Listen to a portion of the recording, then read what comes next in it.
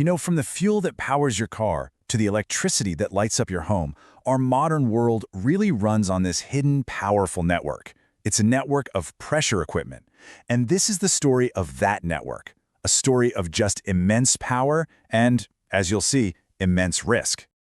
And when I say immense, I mean it. The sheer scale of this industry is staggering.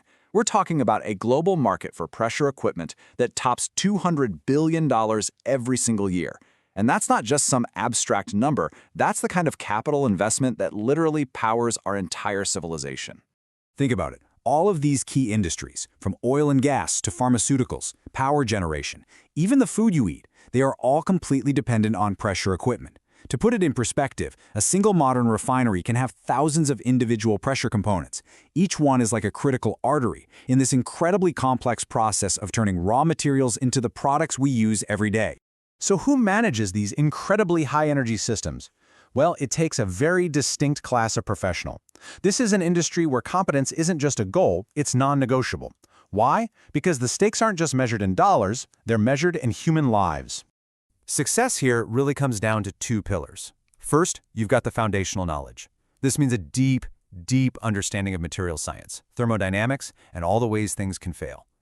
Any engineer walking into this field has to have mastered concepts like MAWP, maximum allowable working pressure, and the absolute Bible of the industry, the ASME boiler and pressure vessel code. Then, the second pillar is applied expertise. This is where you prove you can do the job, through certifications from groups like the American Petroleum Institute. Those API certifications for vessels, piping, and tanks, they're the global benchmark. So, how do these professionals literally see inside solid steel? They do it through something called non-destructive testing, or NDT. These are incredibly sophisticated techniques that let inspectors find microscopic flaws or measure how much a wall is thinned without ever having to shut the equipment down. And some of the advanced methods, like phased array ultrasonics, have totally revolutionized the game. It shifted the entire industry from just fixing things when they break to actually predicting and preventing failures before they happen.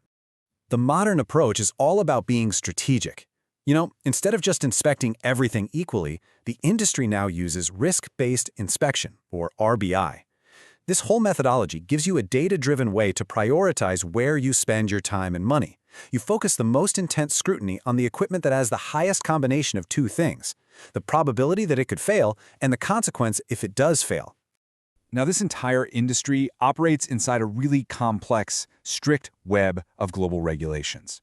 And to really understand how these rules create a framework for safety, we're going to take a look at a case study from South America's really dynamic industrial landscape. What's interesting is that different countries often have different approaches to get to the same fundamental goal: safety. In Brazil, for example, they have a really comprehensive standard called NR-13. It mandates periodic inspections by a legally certified professional they call a Profissional Habilitado. Then you have Argentina, where their IRAM standards require the official registration and tracking of all equipment.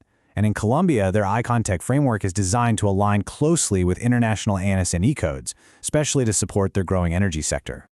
Let's be perfectly clear about one thing. These aren't just guidelines. They're not best practices. They are the law, period.